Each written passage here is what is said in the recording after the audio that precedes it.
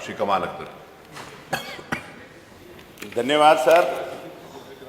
आपने लोकमत के इस मामले को, जो 80,000 चुने हुए जनप्रतिनिधियों के अधिकारों के हनन से संबंध है, उस मामले को उठाने का मुझे मौका दिया। माननीय अध्यक्ष जी, सब लोग जानते हैं कि सरकार द्वारा धन आवंटन राज्य वित्त आयोग जो किया जाता है, राज्य वित्त आयोग से जो विकास के लिए धन आवंटन किया जाता है, उसका आधार आबादी है। और आबादी के आधार पर 2011 की जनगणना जब हुई तो उस समय उत्तर प्रदेश की आबादी करीब 19,98,12,341 थी। उसी आधार पर सभी संस्थाएं, ग्राम प्रधानों के, ग्राम सभाओं के लिए, ब्लॉक के लिए, जिला पंचायत के लिए, नगर निगम, नगर पालिका, नगर पंचायतों के लिए पंचम वित्त, पांचवें वित्त आयोग, पांचवें राज्य वित्त आयोग से धन आवंटन के लिए सबको धन दिया जा रहा है।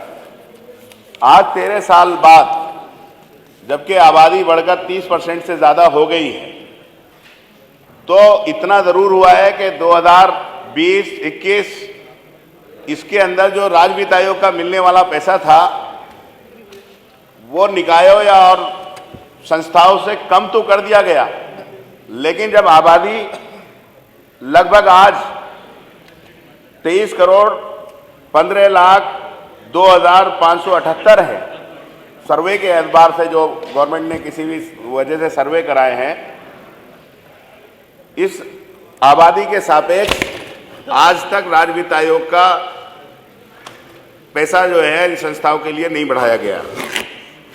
और यहाँ तक है सर कि लगातार सरकार ने पैसा घटाया है, और पैसे घटाने के साथ साथ राज्य वित्त आयोग के अंदर जो पैसा मिलता है उसके अंदर विकास का काम होता है और जो तनख्वाहें हैं उसको देना होता है।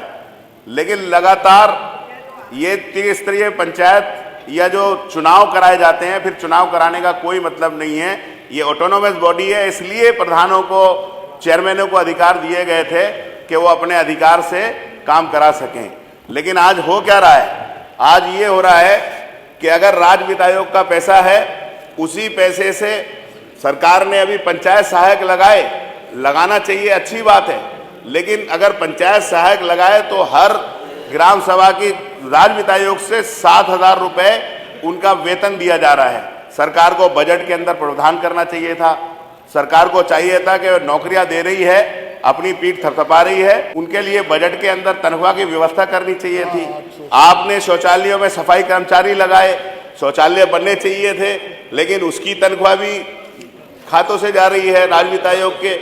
आपने अगर उसके अंदर जल सखी लगाने जा रहे हैं, उसकी भी प्रधान का मानदेय भी, मेंबरों का मानदेय भी राज्य वित्त आयोग से जा रहा है, आप लोग नहीं दे रहे। अभी शिक्षा मंत्री जी और माननीय वित्त मंत्री जी और दूसरे लोगों ने बजट के अंदर कहा कि हमने पूरे उत्तर प्रदेश के स्कूलों का कायाकल्प कर दिया। अरे आपके पास बजट है, आप बेसिक शिक्षा के विभाग में बजट दिए, जो प्रधानों के, चेयरमैनों के अधिकार होते थे, अध्यक्ष होते थे शिक्षा समिति के, उससे भी आपने उनको हटा दिया। और उसके बाद जितना राज्य वित्त आयोग का पैसा है, विकास का पैसा है, वो सारे का सारा पैसा आज जो है आप लोग अपनी योजनाओं के अंदर अधिकारियों के बल के ऊपर उसे खर्च कराने का काम किया जा रहा है। और आज गौशाला के अंदर भूसे की व्यवस्था भी राज्य वित्त आयोग से की जा रही है।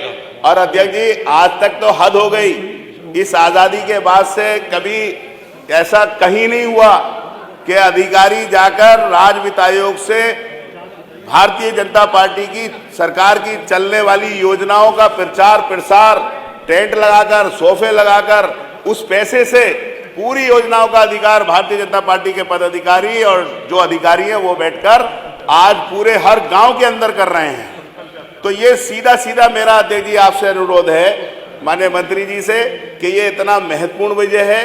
अगर सरकार को ये काम त्रिस्तरीय पंचायत व्यवस्था जो लागू की थी उसमें अधिकार दिए थे प्रधानों को, चेयरमैनों को या जो ब्लॉक प्रमुख हैं, जिला पंचायत के अध्यक्ष हैं, लेकिन आज उन अधिकारों का हनन हो रहा है। मेरा आपसे अनुरोध है कि इस महत्वपूर्ण विषय को लेकर या तो सरकार जो अभी जो है 2021 के अंदर छठा वित्त आयोग जो कमेटी बननी थी वो चुनाव की वजह से नहीं बनी, लेकिन अभी तक उसे पेंडिंग कर दिया गया है। मेरा अनुरोध है कि आबादी के एतबार से जब इतनी सारी चीज़ें आपने प्रधानों के लिए, जिला पंचायत अध्यक्षों के लिए, चेयरमैनों के ऊपर सरकार ने थोप दी हैं, उनके अधिकारों का हनन किया जा रहा है, आज पूरी तरह से जनप्रतिनिधि, चुने हुए जनप्रतिनिधि त्रस्त हैं, तो मैं सरकार से अनुरोध करूंगा कि इस पर चर्चा कराई जाए और इसको राज्य वित्त आयोग के आबादी के एतबार से इसे बढ़ाया जाए जिससे कि विकास हो सके। और बादी जगह तो अध्यक्ष जी ऐसा है, जितना पैसा मिलता है उतनी तनख्वाह चली जाती है, विकास के लिए कुछ बच ही नहीं रहा। तो मेरा यही अनुरोध है कि एक तरफ तो कहते हैं सबका साथ, सबका विकास, सबका विश्वास, और आज इतने बड़े जनप्रतिनिधि आज सब लोगों के साथ भेदभाव भारतीय जनता पार्टी की ये सरकार कर रही है। सरकार को चाहिए कि इस रोक के इस पर चर्चा कराई जाए।